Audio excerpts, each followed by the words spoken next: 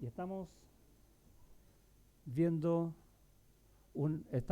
una serie que se llama Sabemos que somos de Dios. Qué bendición más grande. ¿Y qué es lo que falta? Que aprendamos a vivir de acuerdo con eso.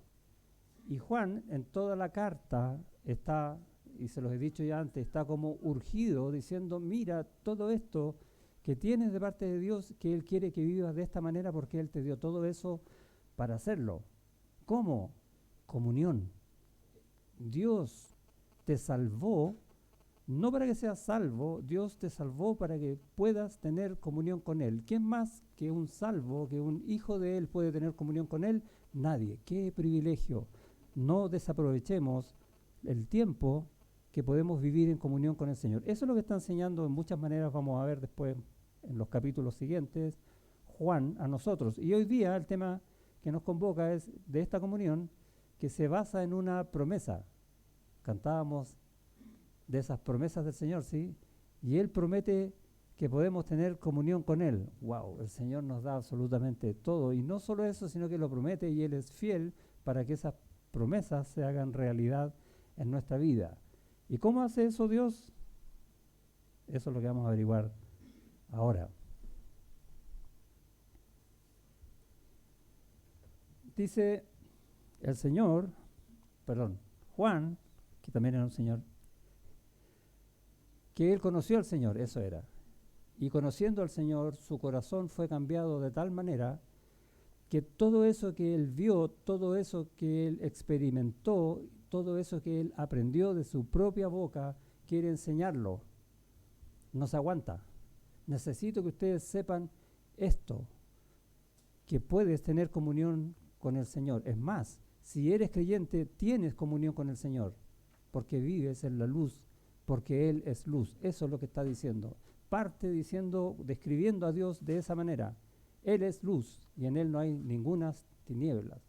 Para que vivas en esa luz y tu gozo sea cumplido, como dice al final ahí en el versículo 4. ¿Y qué significa andar en luz entonces? Y primariamente uno pudiera pensar, bueno, ser santo, ¿no? Si yo digo que Dios es luz y que en Él no hay ninguna tinieblas, estoy diciendo que Dios es santo, por lo tanto, para vivir en comunión con Él yo necesito ser santo. ¿Y eso es verdad en nuestras vidas todo el tiempo, cada minuto? No. ¿Cómo lo hacemos? Y más que decir, Juan, algo literal, que Dios es luz, por tanto es santo, lo que está diciendo es, Dios es luz como presentándote una pintura de Dios, una obra, y tú digas, en eso yo veo santidad de Dios, veo la verdad de Dios, veo la gloria de Dios, veo el corazón de Dios. Cuando dice Dios es luz, dice, mira, Dios es así, conócelo, y cuando lo conozcas, vas a querer vivir de la forma que Él es. Y el domingo pasado vimos entonces comunión a la manera de Dios, ¿sí? Versículos 5 y 6. Y hoy día vamos a ver los versículos 6 al 10, que dicen, antes que digan, vamos a orar. Dios y Padre, gracias por cómo tú planificaste que tantos siervos tuyos dieran a conocer tu carácter, tu verdad, tu corazón, tu justicia, por medio de esta palabra que tenemos hoy en nuestras manos. Damos gracias por hombres como Juan, que tuvieron ese corazón de querer decir hoy a nuestro corazón lo que más necesitamos. Y nos damos cuenta, en verdad lo necesitamos. Así que háblanos, Señor, en el nombre de Jesús. Amén. Y andar en luz implica primeramente arrepentimiento. Sin arrepentimiento no puedo tener comunión con Dios. Y para tener arrepentimiento, antes que eso, necesito reconocerme pecador. Soy pecador y yo soy pecador no porque cometa pecados, sino que cometo pecados porque soy pecador, porque vivo aún en esta carne. No hemos sido todavía glorificados, hemos sido salvos, tenemos una naturaleza divina morando en nosotros, lo dice Pedro en su segunda carta. Dios nos ha dado su Espíritu Santo, que siempre digo, ¿cómo es ese misterio que un espíritu que tiene apellido santo viva en esta carne que es pecadora y pueda tener comunión? Dios puede hacer eso y Él lo promete. Yo no lo entiendo, pero Él quiere que entendamos un poco más para anhelar vivir de esa manera, que si yo peco, lo lamente, porque estoy yendo en contra de aquel a quien amo. Piénsalo en un matrimonio o en una persona que tú ames o que te guste mucho. ¿Estarías dispuesto a hacerle algo malo? Decir, no, ojalá nunca le haga algo malo. Pensamos lo mismo de Dios. Y es lo que tenemos que un poco incluir como parte de nuestra vida. Entonces implica, para andar en luz, arrepentimiento, este tema de trabajar con el pecado. Implica, por lo tanto, también conocer más a Dios, buscarlo, saber cómo es su justicia, por ejemplo. Esa justicia que dice que Él no perdona ningún pecado porque Él es justo, pero al mismo tiempo dice que los perdona. ¿Cómo funciona eso? Bueno, tenemos que saber de Cristo. Él es el mediador entre Dios santo y el hombre pecador, para que por medio de Él nuestros pecados sean perdonados y vamos conociendo algo más de su justicia y decimos, gracias Señor por eso que yo no merecía. Y cuando me doy cuenta de esas cosas, empiezo a preocuparme más de Dios, preocuparme más de su honra, cuidar su gloria. Eso es lo que hace un verdadero creyente que anda en luz. Por lo tanto, implica que nuestra fe va a mostrar obras. ¿Sí? Carta de Santiago, recuerda. Muéstrame tu fe, yo te muestro mis obras por la fe. La fe necesariamente va a mostrar corazones cambiados, vidas cambiadas. La gloria de Dios manifestada en alguien que era pecador, empedernido, sirviéndolo de corazón. Y en esta porción Juan nos dice, entonces, necesitas saber quién es Dios. Dios es luz. ¿Necesitas saber eso? Absolutamente. Y por ahí parte. Pone la vara donde la tiene que poner, a la altura de Dios. No menos. Pero también dice, necesitas conocer cuál es tu problema. ¿Cuál es tu problema? ¿Sabemos cuál es nuestro problema, no? El pecado. Somos pecadores. Y en esta porción de los versículos 6 al 10 va a tener lo malo y lo bueno. Y dice, versículo 6, si decimos que tenemos comunión con Él y andamos en tinieblas, y ahí está lo malo, mentimos y no practicamos la verdad. Pero, si andamos en luz, y ahí tenemos algo bueno, como Él está en luz, tenemos comunión unos con otros. Uno esperaría que decía, tenemos comunión con Él, sí, pero si tenemos comunión con Él, necesariamente tenemos que tener comunión unos con otros. Juan lo simplifica. Y la sangre de Jesucristo, su Hijo, nos limpia de todo pecado. Gracias, Señor, por esa cruz. Ahí tenemos no solo lo bueno, lo mejor en la vida del hombre. Seguimos avanzando, versículo 8. Si decimos que no tenemos pecado, nos engañamos a nosotros mismos y la verdad no está en nosotros. Ups, ahí hay algo malo. Versículo 9, que se lo saben de memoria, ¿no? ¿No? Deberían sabérselo de memoria. Este es el versículo con que uno parte todas las mañanas. Que si confesamos nuestros pecados, Él es fiel y justo para perdonar nuestros pecados y limpiarnos de toda maldad. ¡Wow! La comunión se basa en esta promesa. Incomparables promesas me das, Señor. Cantábamos eso, ¿no? Mira qué incomparable promesa te da el Señor. Perdón. Sin merecerlo. Perdón todos los días. Si decimos, versículo 10, que no hemos pecado, le hacemos a Él mentiroso y su palabra no está en nosotros. Oh, qué malo. ¿Qué queremos aprender, lo bueno o lo malo? ¿Quién quiere aprender lo bueno? Levante la mano. ¿Quién quiere vender lo malo? ¿Qué dice Juan? Que tenemos que aprender las dos cosas. De eso se trata el tema hoy. Tenemos que aprender de alguna manera cómo combinar todo esto para encontrar la comunión con Dios. Lo primero que tenemos que saber entonces, partamos por nosotros. Tenemos pecado en nosotros. Eso dice el versículo 8, ¿sí? El versículo 8 lo tenía que era. Si decimos que no tenemos pecado, ¿qué estamos diciendo? Que somos hipócritas, de partida. Mentira, eso no es así. Nuestras pasiones son engañosas o nos llevan a hacer las cosas como cuando tú tienes que saltar algo así que te da miedo, cierras los ojos para saltarlo, para no verlo, hacer las cosas de esa manera.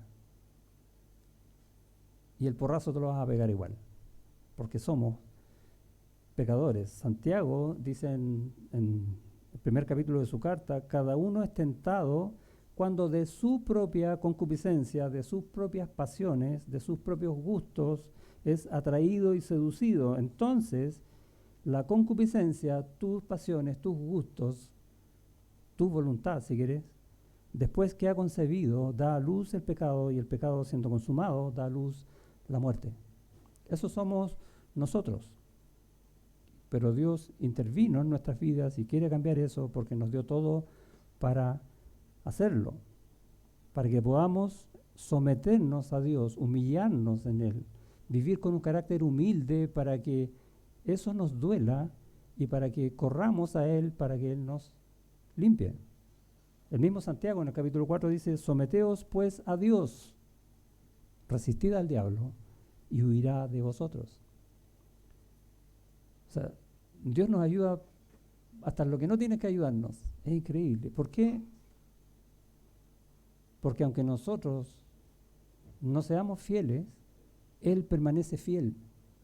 Y Él prometió que si confiesas tus pecados, si vives en arrepentimiento, Él te va a limpiar de ese pecado. ¡Wow! En una primera lectura del versículo 8, que dice que si decimos que no tenemos pecado, nos engañamos a nosotros mismos y la verdad no está en nosotros, tenderíamos a pensar que está hablando de un no creyente, ¿sí o no? Y sí. ¿Qué dice el mundo? ¿Tiene pecado, no? ¿Ha escuchado el mundo decir, mira, vamos a hacer esto, yo soy pecador, pero vamos a hacer igual? No, no dicen eso. Ellos lo dicen convencidos que ellos tienen la razón y todos los demás están equivocados. No se consideran pecadores. Se engañan a ellos porque no tienen con qué contrastar su pecado, pero, dice, la verdad no está en ellos. ¿Qué es la verdad? ¿No dijo el Señor Jesucristo, yo soy el camino, la verdad y la vida? Porque no tienen a Cristo. Y si tú ves ese versículo, está hablando de ellos. De un no creyente, de un incrédulo. Ahora, la pregunta es que este que se cree moral no está en la verdad, que solo mira su rostro en un espejo, pero no su alma, no la ve contrastada con la palabra de Dios.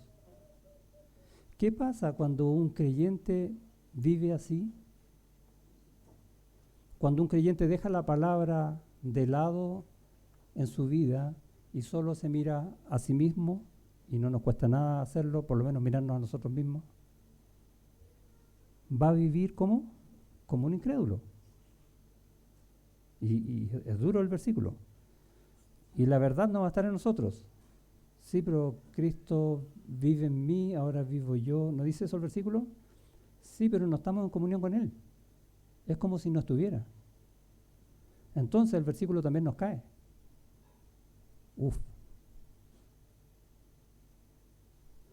Cuando uno está en esa situación, alejado de Dios, queriendo validarse por otros medios, pero no por la palabra de Dios, porque esa es dolorosa, ¿no? Lo primero que va a hacer en cuanto a su pecado es que va a negarlo. A pesar de que otros vean que sí está en pecado, va a decir, no es así. Lo que pasa es que tú estás equivocado, no estás viendo lo que tienes que ver. Y empezamos con las excusas, ¿no? Hermano, estás alejado de las cosas de Dios, ni siquiera estás viniendo a la iglesia. No, pero yo oro en mi casa. ¿Has escuchado eso alguna vez, no? O sea, peco pero a mi manera. Es la misma historia. Y nos engañamos. Y la verdad no está en nosotros. No, si no es pecado. O se enojan.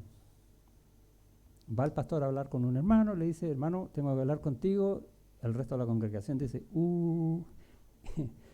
pero el hermano ya está enojado porque sabe lo que va a hablar con él. Y va a ofrecer resistencia a la exhortación. Porque el pecado es orgulloso. Y no le gusta ser expuesto. Y nos engaña. Y tenemos que saber eso. No es fácil no engañarnos. Y básicamente este texto de Juan está apuntando a eso. Oye, Dios te promete perdón. Dios te promete vivir limpio. No insistas en lo que no es, porque te engañas. Y la palabra engaño o mentira está a cada rato porque es muy común en nuestras vidas. Tanto que para nosotros pasa a ser algo normal. Mentir o engañarnos. Forma parte de nuestro ADN, por decirlo así. Andando en la luz, tenemos luz, ¿o no? Y cuando nosotros andamos en la luz, o andamos tratando de agradar a Dios en todo, porque amamos a Dios en todo, deberíamos darnos cuenta lo que no debería caber ahí, los pecados. En Juan, capítulo 3, después de ese lindo versículo donde Jesús habla con Nicodemo y le dice que Dios envió a su Hijo para salvar. En el versículo 19 va a hablar del que no cree, de la condenación. Dice, y esta es la condenación, que la luz vino al mundo. Y ahí tenemos otra vez el concepto, la luz. Y los hombres amaron más las tinieblas que la luz, porque sus obras eran malas. O sea, el pecado no quiere ser expuesto, quiere estar oculto. Porque todo aquel que hace lo malo aborrece la luz y no viene a la luz para que sus obras no sean reprendidas. Mas el que practica la verdad viene a la luz para que sea manifiesto que sus obras son hechas en Dios. Pero nosotros no somos así, ¿cierto? No vamos a querer andar en tinieblas para encubrir nuestros pecados, ¿cierto? Díganme que sí. Amén, amén. Pero andamos, no en tinieblas, andamos en penumbras, una cosa como intermedia. Por eso no se nota tanto, hay algo de luz ahí. Y nos hacemos lesos, nos engañamos. No estamos tan lejos del versículo muchas veces o en muchos temas, quizás. ¿Por qué? Porque yo puse en mi corazón hacer eso y para hacer eso necesito que tanto, no se va a notar. Y vamos avanzando en cosas que nos llevan a pecados. Y cuando hacemos esas cosas, no una vez, dos, tres, a veces empezamos a acostumbrarnos, pero en realidad, ¿qué pasó? No pasó nada malo, se puede. Y nosotros nos autorizamos en hacer cosas pasadas como buenas por sobre lo que el Señor dice que es bueno y que es malo. Entonces parece que el Señor se quedó corto en decir esto es bueno y esto es malo. Nosotros podemos poner más cosas arriba. ¿Te das cuenta del pecado donde estamos cayendo? Eso se llama soberbia. Y nos acostumbramos a eso. Cuidado con pasar a las penumbras. Cuando uno pasa a las penumbras, deja de ver las cosas claramente. Por eso pusimos este foco, para que cuando yo lea, vea claramente lo que estoy leyendo y no me cueste. Dicen que para los conductores, la peor hora para manejar es cuando el sol comienza a ponerse. Uno cree que ve, pero no ve. Y hay que andar con mucho cuidado. De noche, la luz del auto ilumina todo lo que tienes que ver bien. De día, ¿para qué decir? Puedes verlo todo. Pero en esa penumbra es muy riesgoso. Es increíble cómo Dios usa estas figuras de luz y tinieblas para mostrar estas verdades y funcionan en la vida real. Cuando tú deseas algo con ansias en la carne, estas concupiscencias que hablaba Santiago, te vas a desenfocar, vas a perder el sano juicio, por decirlo así. Porque lo que te interesa es lograr el objetivo. La pregunta es, ¿cómo? Bueno, si lo quieres lograr rápido, ni siquiera te lo vas a preguntar, porque no tienes tiempo. Lo quiero rápido. Y a veces puedes incluso ponerlo delante del Señor en oración, y esto hemos dado algunos ejemplos antes,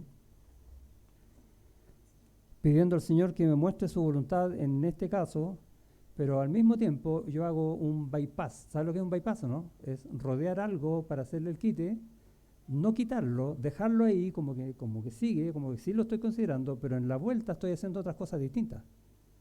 Y me autoconvenzo de que hice las dos, lo que el Señor quería y lo que yo quería. No, lo que el Señor quería lo rodeaste, nunca lo hiciste, pero te autoengañaste.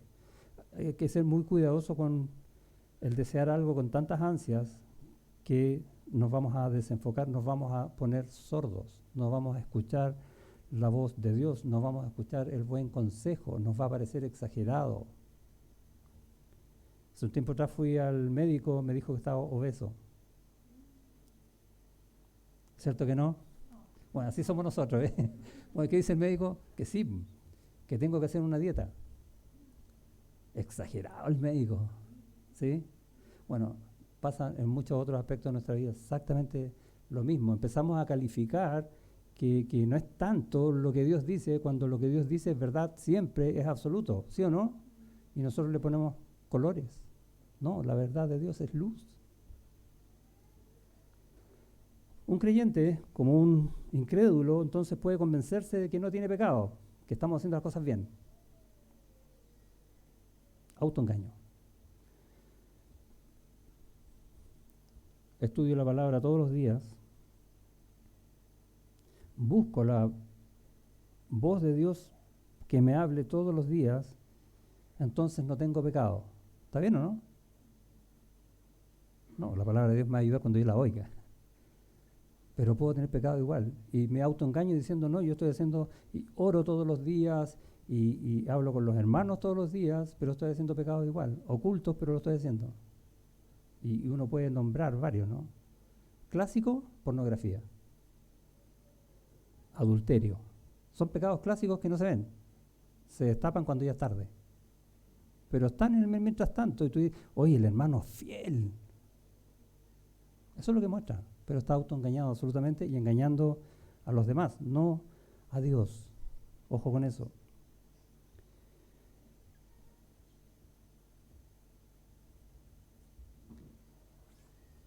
La ceguera. Bueno, yo que soy corto vista es fácil para mí entenderlo porque yo me saco los lentes y veo todo nublado. Y sé que necesito ayuda para ver bien. Mis lentes son un testimonio para mí de necesitar a Dios para ver las cosas correctamente. No se trata de que todos busquemos tener lentes para eso, pero entender un poco la idea, ¿no? Nosotros solos no podemos. Aunque entendamos mucho de la palabra de Dios, aún así podemos caer en pecado cualquier día. Pregúntele a David. Pregúntele a Pablo, que decía, miserable de mí, ¿quién me quitará este cuerpo de muerte? Porque lo que yo no hago, eso quiero. Perdón, lo que yo no quiero, eso hago. Estoy al revés, pero se entendió la idea, ¿no?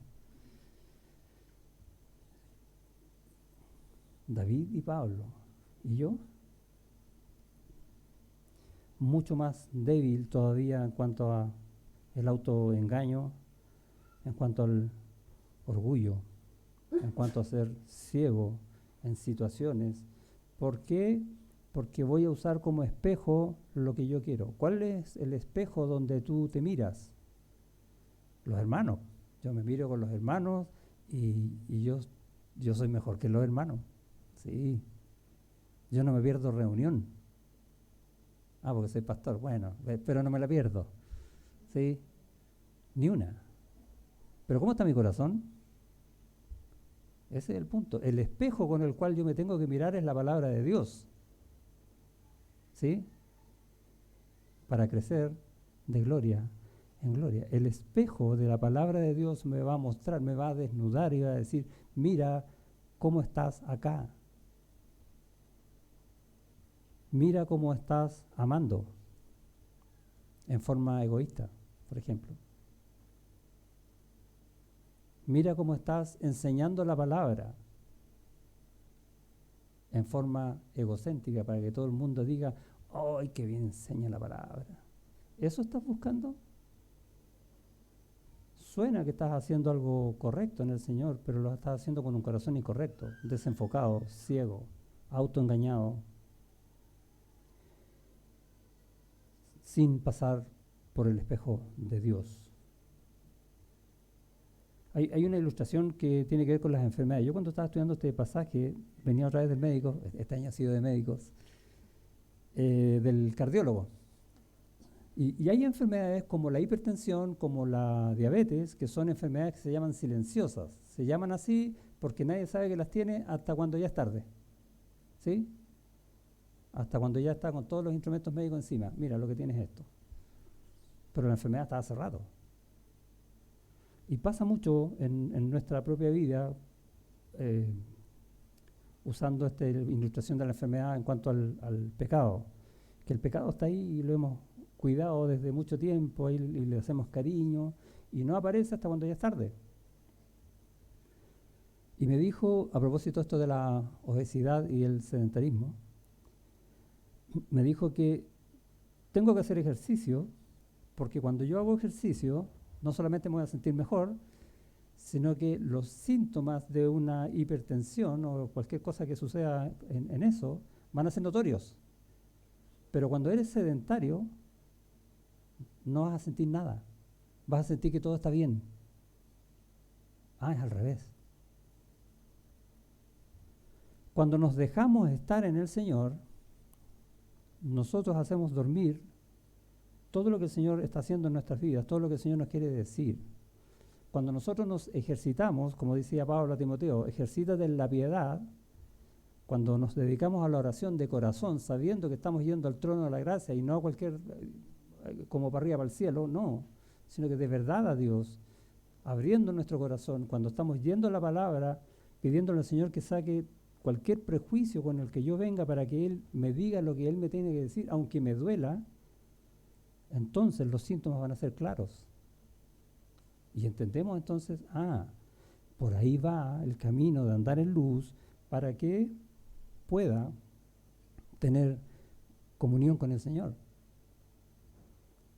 Tengo que darme cuenta de mis pecados para pedir perdón por mis pecados, ¿o no? Y varias veces le he dicho eso, ya, vamos a orar, voy a pedir perdón por mis pecados. Sí, perdóname mis pecados y sigo orando, no tengo idea cuáles pecados le pedí perdón porque no me arrepentí de ninguno. Y ni siquiera sé cuáles son. Así de ciego está el corazón. ¿Han hecho eso alguna vez? Yo lo he hecho varias veces, ¿no? Ustedes sí. Señor, perdona mis pecados, pero no tengo idea cuál. Y empiezo a ver, ¿qué pequé?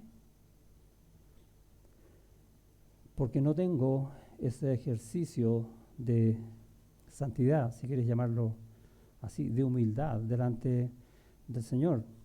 Y empezamos a hacer dualidades en cuanto a ciertos actos que yo los considero permitidos. No vamos a tratar del qué sí, qué es no, pero voy a nombrar algunos. Por ejemplo, en lo que estamos expuestos hoy en día en Chile, ¿qué es lo que más se expone en todas partes? El tema político, ¿sí o no? Y ahí vamos a meternos a opinar de política. No, es que esto así, que esto no, que asá, yo tengo la verdad. Y nos ponemos a trabajar en el mundo como el mundo y dejamos a Dios fuera. ¿Quién está gobernando? Qué pregunta capciosa. No me digan el presidente, dígame el Señor, ¿sí?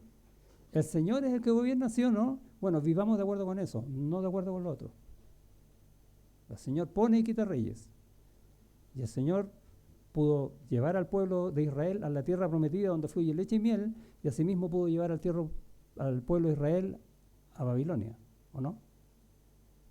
Y nunca dejó de ser el Señor. Y el pueblo tampoco nunca dejó de ser su pueblo. Bueno, confiemos en eso. No en lo que ven nuestros ojos ni leemos en las redes sociales, etcétera. No caigamos en ese tema. Otro tema que yo puedo decir hasta qué punto está bueno. La Biblia no dice nada de esto. ¿Han escuchado, no? Los tatuajes, ¿sí? Una vez estuvimos hablando con unos hermanos y los tatuajes son malos. Y es una pregunta lícita porque no lo sé.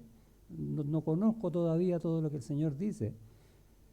Pero cuando uno lee y sabe algo del Señor, por lo menos lo principal que se dé del Señor es que el Señor hace todo para su gloria, ¿sí o no?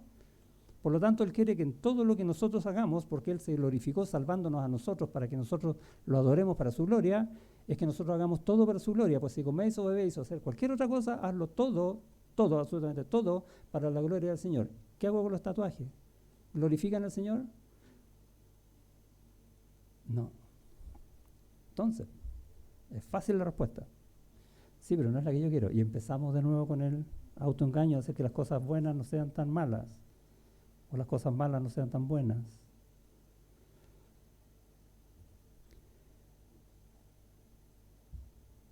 Vienen muchos ataques a la iglesia, ataques frontales a la iglesia, pero sobre todo van a venir ataques solapados a la iglesia, que son los más peligrosos, sutiles, que empiezan, y se los he dicho varias veces también, a introducir ideologías dentro de la iglesia.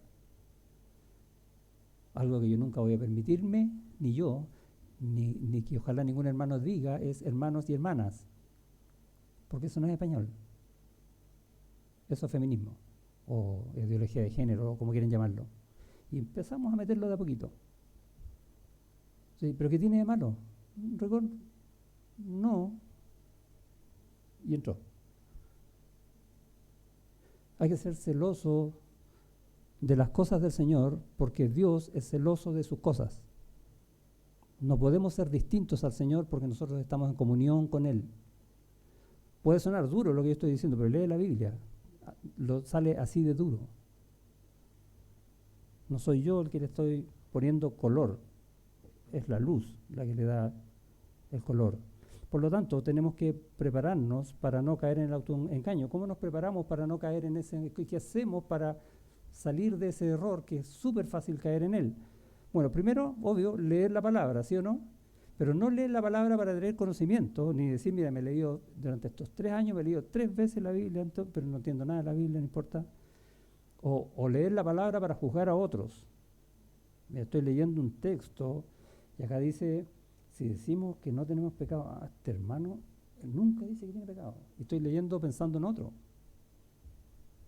Nadie maneja un auto mirando para dónde va el auto del lado, ¿o no? Porque va a tener un accidente feo. Pero nosotros tendemos a hacer esas cosas. Entonces, ¿qué tenemos que hacer? Leer la palabra para que sea nuestra brújula, para que nos dirija, para que nos haga ver que es Dios conmigo. Para eso tenemos que leer la palabra, ir de corazón para escuchar qué es lo que el Señor nos quiere decir. Juan, ¿qué quieres decirnos hoy? Que tú tienes comunión con Dios, que tienes que sacar las cosas que no convienen. Eso necesito. ¿Y cómo estoy yo en mi vida con esto? Necesitamos también buscar santidad, o de alguna manera apartarnos de las cosas que no convienen. Ser santo significa ser apartado. Y ya nos da un poco esa idea. ¿Apartado para qué? Para el Señor. Por lo tanto, estar cerca de Dios. Es la idea. ¿Qué significa ser santo? Estar cerca de Dios. ¿Lo había definido así? Es una buena definición para acordarnos. Estar cerca de la luz, lejos de las penumbras. ¿Por qué? Porque es lo que Dios quiere. En Malaquías hay un texto que dice, el Hijo honra al Padre, el siervo a su Señor. Dios está hablando, ¿sí? Si pues soy yo Padre, ¿dónde está mi honra? Y si soy Señor, ¿dónde está mi temor? Dice Jehová de los ejércitos a vosotros, oh sacerdotes, que menospreciáis mi nombre. Y decís, ¿en qué hemos menospreciado tu nombre? Porque estamos buscando en otro espejo, no en el del Señor. Si yo soy el Señor, ¿dónde está mi temor? Y ya alguna vez les di este ejemplo. Señor, en ese tiempo el Señor es el rey, ¿sí? estoy hablando de los paganos, en el tiempo de Malaquías. Pero ir al rey no podía ir nadie, y uno lo ve en el libro de Esther. Esther no podía presentarse al rey porque si el rey no le parecía, tenía que morir. No le llegaría a hacerlo. Pero nuestro rey, ¿qué quiere? Que vayamos a él siempre. Pero nosotros no vamos. Ahora, si este rey es tan de temer, nosotros hacemos cualquier cosa con él. Y yo di esa vez el ejemplo, y lo voy a repetir, con el horario de llegada. Si nos vamos a juntar una sola vez a la semana, el día domingo, a las 10:30, ¿por qué no voy a llegar a esa hora? ¿Qué estoy valorando más que llegar a la hora en que el Señor me convoca? Si yo soy el Señor, ¿dónde está mi honra? Por ejemplo, estirar el chicle nos produce acostumbramiento. Total, igual le escuché la palabra al Señor. No, se demoraron en empezar. Y vamos poniéndole cosas para poner más en penumbras lo que debería estar en la luz. Es como la historia esta de la rana que ponen en la agüita, le ponen fuego lento y no se da cuenta. Bueno, nos acostumbramos mucho al fuego lento. Porque si vemos algo así que no está de acuerdo con nosotros, saltamos al tiro. Pero las que sí nos adormecen, no nos damos cuenta. Tenemos que buscar entonces estar cerca del Señor. Esa es la definición de santidad. ¿Qué más tenemos que hacer? Compartir nosotros, compartir con los hermanos. Y es interesante esto porque pasamos mucho tiempo en el trabajo, en los estudios con compañeros de colegio, universidad, lo que sea. Pasamos mucho tiempo en diversos lugares. Recordemos que la menor cantidad del tiempo en que estamos reunidos en la semana, estamos reunidos. La mayor cantidad del tiempo no estamos reunidos. Y si pasamos mucho tiempo con los otros, vamos a tender a hacer las cosas de los otros, a imitar costumbres, a considerar con el tiempo que lo que al principio nos pudo haber parecido extraño o malo, al final como que no es tan, es como que es normal. Versus, si nos juntamos con los hermanos, vamos a hablar cosas del Señor. ¿Y qué va a pasar ahí? Que como estamos hablando tanto de las cosas del Señor y historias bíblicas o testimonios que ha pasado en nuestras vidas, vamos a empezar a acostumbrar a eso y eso nos va a parecer normal. Esa debería ser nuestra vida, no la otra. Pero nos resistimos a juntarnos con los hermanos. Ya me va a hablar del Señor de nuevo, como que si eso fuera malo. ¡Wow! Entonces tenemos que buscar en su palabra, pero que para oír su palabra, buscar estar cerca del Señor, compartir con los hermanos, evitar los estándares del mundo y ojalá juntarnos con hermanos con sabiduría, hermanos que sean amorosos, porque eso nos va a enseñar también a ser amorosos nosotros. Tenemos que ser humildes. Eso yo doy gracias al Señor porque hoy día logré ser humilde por fin. No. Es un tema. Porque necesitamos ser humildes para poder ser corregidos. Si yo estoy en soberbia y alguien me dice que estoy en pecado, lo mando a la punta del cerro, en buen chileno. Necesito ser humilde para darme cuenta que estoy mal y escuchar. Eso que antes me tenía sordo, ahora ya no está y ahora sí puedo escuchar el consejo que viene de parte de Dios. Escuchar la exhortación. Por lo tanto, ¿qué debo cuidar en mi vida? El orgullo, porque el orgullo no escucha. ¿Cómo yo sé cuando tengo orgullo? Cuando yo quiero esconder cosas que otros pueden ver y me digan, oye, que estáis mal. ¿Sí o no? Porque yo no estoy mal, pues yo no puedo estar mal. Eso es ser orgulloso. Yo tengo que hacer todo bien, no me puedo equivocar en nada. ¿Sí? ¿Eres perfecto? Eso es ser orgulloso. Y ser orgulloso aparta el oído del consejo. Por lo tanto, también tengo que cuidar mi corazón. ¿De qué? Por ejemplo, de las amarguras, del resentimiento, de la falta de perdón. Necesitamos tener un corazón sin ira, un corazón perdonador. Porque cuando no perdono, guardo, crece en mí una raíz de amargura que no me va a permitir ver las cosas según la luz de Dios. Me enceguece, me engaña. Tenemos entonces que prepararnos para no caer en autoengaño y tenemos estas varias disciplinas espirituales para poder hacerlo. ¿Por qué? Porque sabemos que tenemos pecado en nosotros. Esa es lo primero que nos está enseñando Juan en este texto. Pero también nos va a enseñar la otra parte, que Dios promete lo mejor. Dios promete comunión, si me arrepiento. Y las dos partes van como entrelazadas en nuestra vida. Dios es fiel a sus promesas, ¿sí o no? Que dice Isaías, hay un versículo súper conocido en Isaías 1:18 que dice: Dios, venid luego, dice Jehová, y estemos a cuenta, y vuestros pecados, si vuestros pecados fueren como la grana, como la nieve, serán emblanquecidos. Wow. ¿Quién dice eso? Dios, porque Él lo quiere hacer. Él tiene el poder de hacerlo y Él lo promete. Y ahí tenemos esta promesa en Isaías. Si fueren rojos como el carmesí, vendrán a ser como blanca lana. Dios cambia las cosas, de verdad.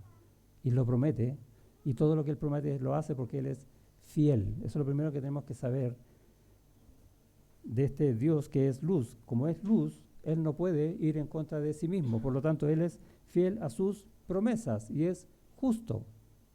¿Qué significa que sea justo? Que no puede perdonar pecado. Bueno, ¿cómo es la cosa? ¿Perdona el pecado o no perdona el pecado? Y tenemos que meternos en esta disyuntiva porque muchas veces decimos, bueno, Dios promete librarme de todos los pecados, así que yo puedo pecar y me va a limpiar el pecado igual, ¿cierto? ¿Y la justicia de Dios? ¿Dios no es justo? ¿Qué va a pasar si pecas? Porque si te arrepientes, dice que te va a perdonar el pecado. Hay una condición, si te arrepientes, si confesamos nuestro pecado. Esa palabra confesar equivale a poner el costo del pecado con los ojos que Dios lo mira, no con los ojos que tú lo ves. Es ponerlo delante de Dios, como Él ve el pecado. Y eso obliga a que yo me arrepienta, ¿no? ¿Cuánto dolor por eso? Pero Dios es justo y no perdona el pecado si no hay arrepentimiento. Pero en esa justicia, y esta parte es linda, dentro del dolor de la consecuencia de un pecado, no me va a dar más de lo que yo merezco, ni me va a castigar por cosas que yo no he hecho. Dios es fiel y justo incluso en eso. Miqueas, capítulo 7, versículo 9, dice: la ira de Jehová soportaré. ¿Por qué? ¿Hay pecado ahí o no? Obvio. Pero mira cómo dice Miqueas acerca de su pecado cuando ve la justicia de Dios. La ira de Jehová soportaré, porque pequé contra él. Hasta que juzgue mi causa y haga mi justicia, él me sacará a luz, veré su justicia. Arrepentimiento.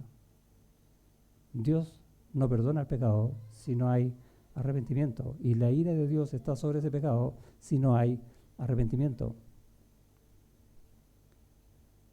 Dios poderoso en misericordia y que perdonará el pecado hasta las generaciones siguientes. ¿Recuerdan ese texto?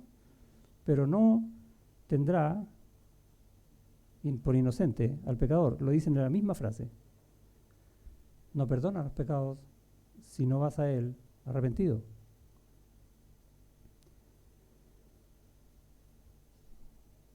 David, cuando pecó contra Betsabé, escribió un salmo, el famoso Salmo 51, y ahí va a decir qué significa el arrepentimiento. Darse cuenta contra quién estoy pecando y el dolor que le estoy causando. Contra ti solo he pecado y he hecho lo malo delante de tus ojos, de manera que eres justo cuando hablas y sin reproche cuando juzgas. ¿Vas a tener consecuencias por el pecado? Sí. ¿Se le pasó la mano a Dios por eso? No. Es justo. Y tienes que aprender a ver a Dios de esa manera. El injusto es uno. Pero Dios, ¿por qué me estás haciendo? Si yo ya pedí perdón, me arrepentí, ¿por qué tengo que estar pagando esto? ¿Por qué estoy tan afligido? Mejor pregunta, ¿por qué no estás más afligido? Porque es lo que te corresponde según la justicia de Dios. y seguimos mirándonos a nosotros mismos en vez de ver a Dios, autoengaño. No reclames lo que sufras por tu pecado.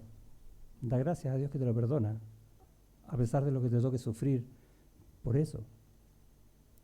Estamos muy acostumbrados a pedirle a Dios que todo sea bonito, que nuestra vida sea toda alegre, que nos funcionen todas las cosas. Pero Dios quiere que tu corazón sea bonito, tu corazón sea alegre y en tu corazón funcionen todas las cosas. Todo lo demás lo da Él. Es un error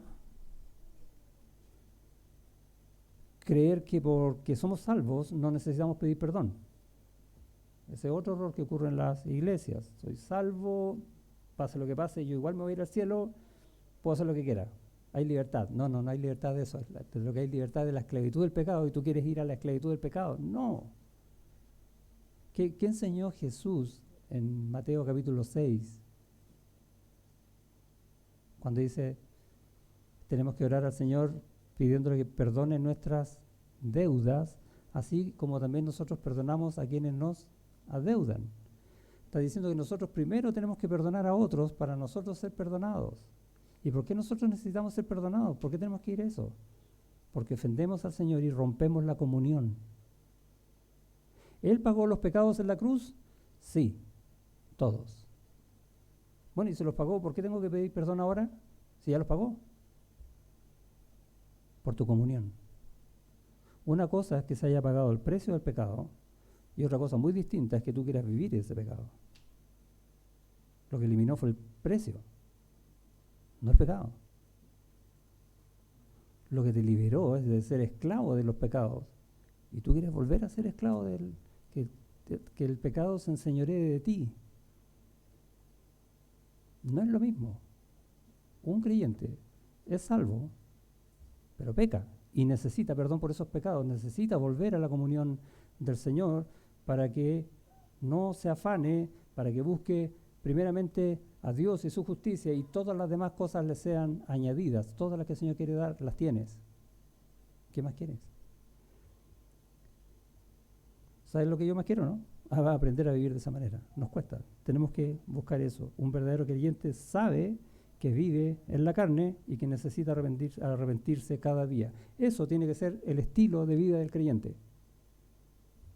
¿Sí? La forma de vivir nuestra es, Señor, yo me arrepiento. Y para eso tengo que saber cuáles son mis pecados. Y si no lo sé, pedirle al Señor que me los muestre. ¿Dónde están? En la palabra. Leo la palabra y me muestra sus pecados. Salmo 19. El salmista termina diciendo eso. Léalo. Arrepentirse significa darse cuenta del mal cambiando la conducta. Uno dice y se vuelve en 180 grados, ¿sí? O doblando en U, si quiere.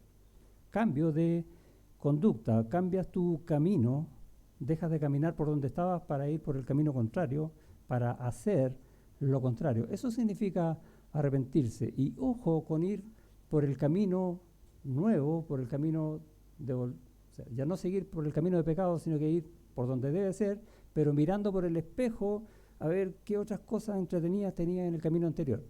Porque lo más seguro es que vuelvas. Y tu arrepentimiento quedó en nada. Tenemos que arrepentirnos de verdad, de corazón, porque sabemos contra quién estamos pecando.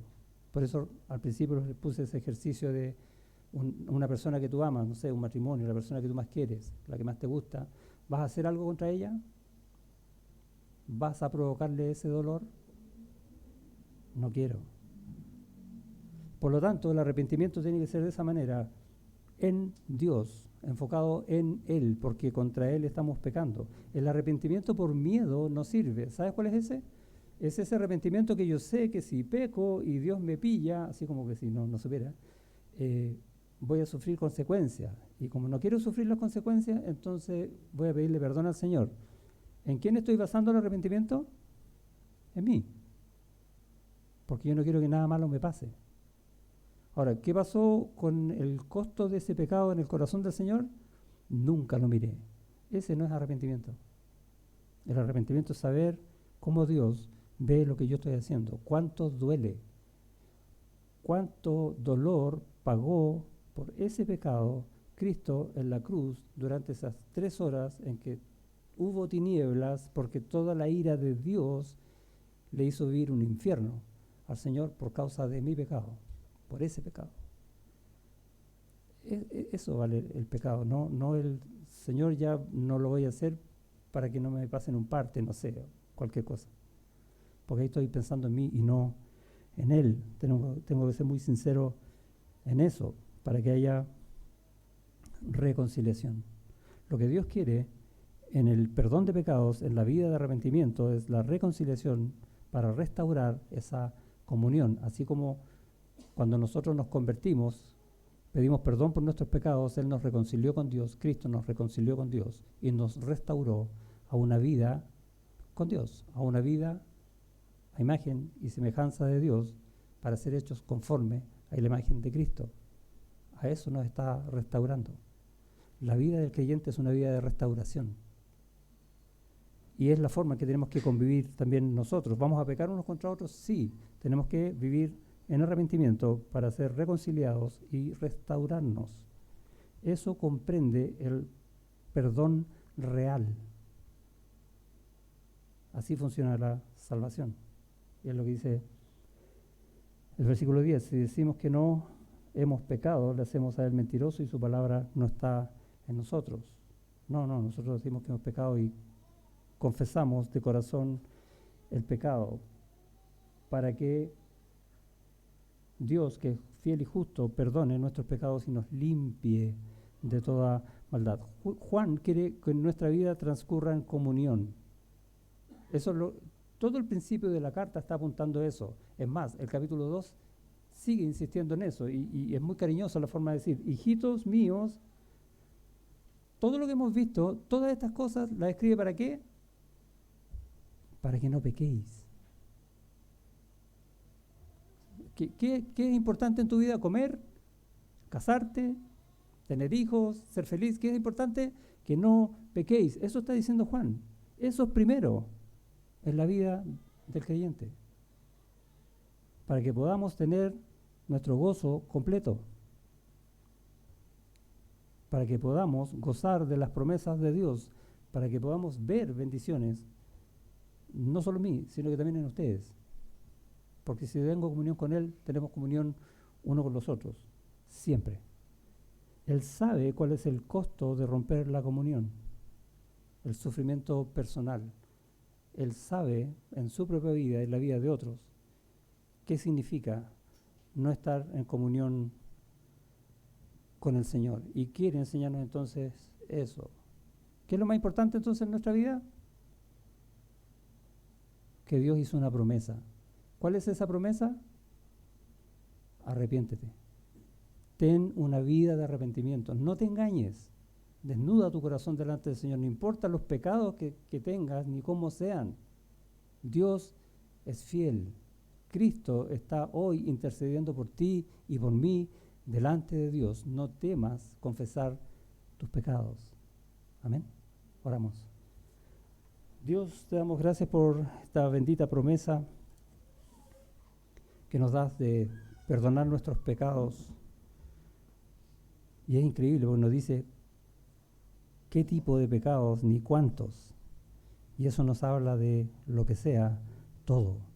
Porque tú eres un Dios perdonador, porque tú eres un Dios fiel, porque nos conoces. Ayúdanos entonces a nosotros a conocernos a nosotros mismos, conociéndote a ti. Y eso va a hacer que nuestra vida realmente tenga como estilo de vida el arrepentimiento. Ayúdanos a vivir en esa humildad, que el camino es tuyo, que la palabra es tuya, que el consejo es tuyo, que la santidad es tuya, que la sabiduría es tuya, y que tenemos que vivir de todo lo tuyo para estar realmente en comunión contigo. Ruego por la vida de cada uno de mis hermanos, los que están aquí, los que no han venido, los que van a llegar, por mí mismo, a que nos cuides del autoengaño, que nos cuides del orgullo, de la soberbia, de todo aquello que nos aleje de buscar en tu palabra estas verdades. Y al contrario, humilla nuestro corazón para aprender a vivir en arrepentimiento. Te lo rogamos en el nombre de Jesús. Amén.